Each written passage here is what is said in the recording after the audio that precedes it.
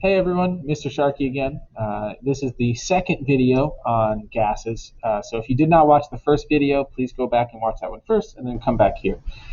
So in the last video, we talked about the different phases of matter and drawing particle diagrams for solid, liquids, and gases. And then we also um, went ahead and looked at some things about gases and this thing called the kinetic theory of gases. Today, we're going to focus a little bit more on, or sorry, I guess in this video, we're going to focus more on gases. So I want us to talk about particle diagrams real quick and what we need to include whenever we draw a gas.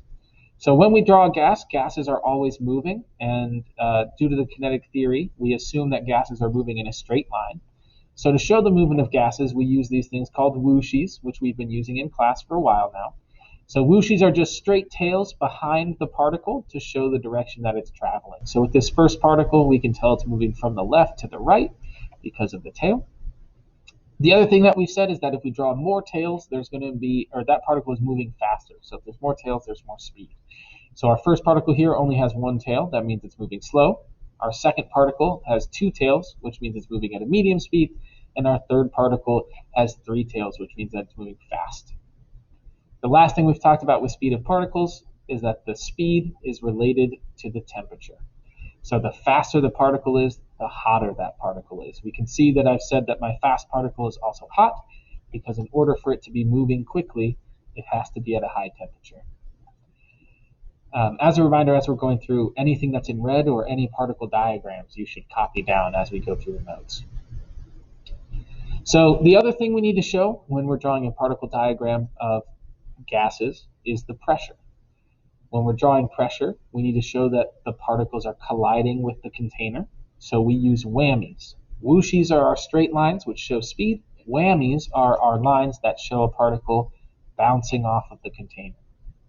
So whammies are going to be two straight lines, one that's running into the container and one that's showing how our particle bounces off. There are two ways that we can change the pressure.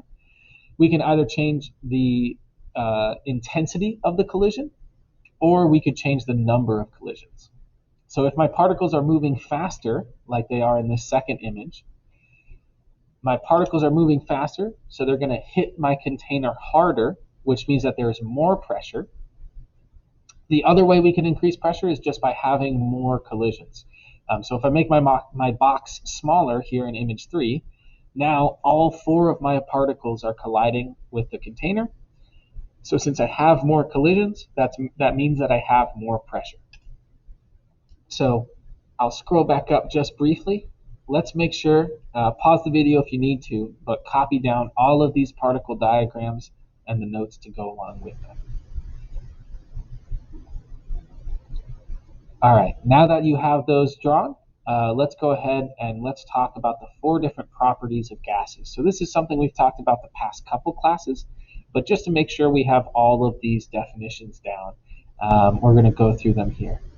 So when we're talking about gases, these are the 4 things that we always need to keep in mind. So the amount of gas is something we've been dealing with for a while. To figure out the amount of gas in a particle diagram, we just look at the number of particles. And that's related to mass, because we've said mass is the amount of matter. So if I have more gas, then I'm going to have more matter. To show that in a particle diagram, again, more particles is going to equal more gas. The volume is the amount of space that our gas takes up. For gases, since they always fill the container, the volume of the gas is the size of the container. So if our container is larger, then the volume of the gas is going to be larger. If our container is smaller, the volume of the gas is going to be smaller. For this, we can remember that more space is going to equal more volume. The third variable that we have is temperature, which is related to the average speed of particles, which we show by the number of whooshes or whammies. So if we are at a higher temperature, that means my particles are moving faster, which means I need to show more tails, so more whooshes or more whammies. The last variable that we're talking about is pressure. Pressure is the number and intensity of collisions, which we show by the number and speed of whammies. More whammies is going to show us more pressure. If we have faster whammies, then we also have more pressure. So when we're looking at the number of whammies, we're looking at how many particles are actually colliding with the container. When we're looking at the speed, we're looking at how many tails each individual particle has. So those are our 4 variables. Again, pause the video here if you need a second to record those definitions. And then once you are done recording them, we'll be able to move on. Okay. Looking down here, the last thing that we have to talk about in today's video are the gas laws, which is the actual relationship between each of these variables. Now, as we work through these gas laws, the important thing to remember is what that relationship is. You don't have to know the names of the gas laws, but I'll kind of give us an example here in a second. The first 2 variables we're going to look at are temperature and pressure. When we look at the temperature and pressure, as the temperature increases, the pressure also increases. That second line kind of explains why. Particles are moving faster, so the collisions are going to be more intense. If the collisions are more intense, that means that we have a higher pressure. And then that last line is going to talk about the proportionality. So that's the part that we need to know. If things are directly proportional, that means that as one goes up, the other is also going to go up. So as my temperature increases, my pressure also increases. If my pressure goes down, but everything else stays the same, then my temperature will go down. So that's what we say. That's what we mean when we say that those variables are directly proportional. The next 2 variables we can look at are volume and pressure. As the volume increases, the pressure is going to decrease. If we think about why that is, if I increase the volume, if I give my particles more space, then they are going to collide less often, which means there's going to be fewer collisions, so the pressure goes down. In this instance, if one variable goes up, the other variable is going to go down, so these are inversely proportional. They are opposites of each other. If one variable goes up, the other goes down. The next set of variables we're going to look at is the amount of gas and the pressure. As the amount of gas increases, the pressure will also increase. That's because if we have more particles, they will collide more often. We're increasing the number of collisions, we're increasing the pressure. So these ones are also directly proportional. If the amount of gas goes up, the pressure will also go up. If the amount of gas goes down, the pressure will also go down. The last one that's on this page is temperature and volume. As temperature increases, the volume is also going to increase. This one's a little bit more complicated to explain. So here's how we're going to think about this one. If particles are moving, whenever they collide, they're going to bounce off of each other. If my particles are moving faster, then they're going to bounce further away from each other. So as the temperature increases, my particles are moving faster. So when they collide, they're going to bounce further, so they spread apart from each other. So as my particles are moving faster, they'll bounce further away, so the volume is going to increase. That means that these are directly proportional, because as the volume goes up, so does the temperature. As the temperature goes up, so does the volume, or vice versa. If they both go down, they're both going to go down. I'll give us another minute to pause the video here and finish writing down anything that you didn't get to write down. So pause the video and finish writing your notes, and then we'll come back in just a second. All right. On the last page of notes for us today, we're talking about two more sets of variables. So the amount of gas and the pressure. This one also I think makes pretty good sense. So as the amount of gas increases, the pressure is also going to increase. If we think about why, we have more particles, so they will collide more often. That means that the pressure is going up.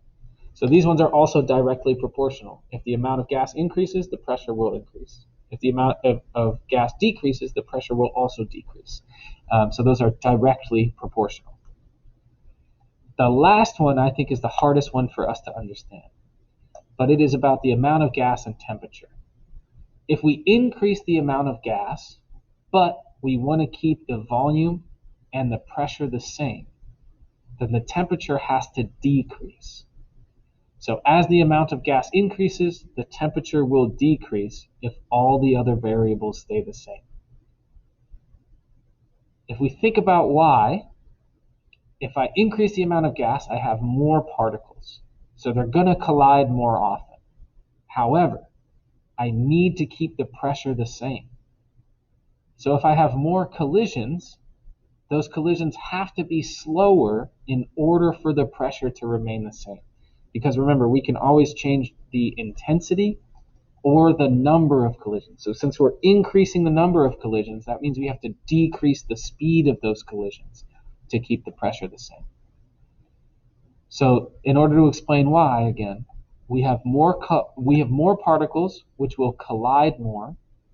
So to keep the pressure the same, those particles have to be moving slower, which means we're at a lower temperature. So the amount of gas and the temperature are inversely proportional. If one goes up, the other goes down. The last thing for us to talk about today is the concept of absolute zero. So as we cool gases, eventually they'll turn into liquids, and then eventually liquids will turn into solids. If we ignored that fact, if we just cooled all liquids down, as they get colder and colder, the temperature is decreasing. That means the volume will also decrease. So there's a magic number where the volume of all gases would eventually hit zero, and that number is negative 273.15 degrees Celsius, which we also call 0 Kelvin. So those are two different ways that we can measure temperature: degrees Celsius and Kelvin. In the United States, we use Fahrenheit, but Fahrenheit is extra complicated because it's really hard to convert between Fahrenheit, Celsius, and Kelvin. So when we're in class, we're either using Celsius or Kelvin for all of our temperature measurements.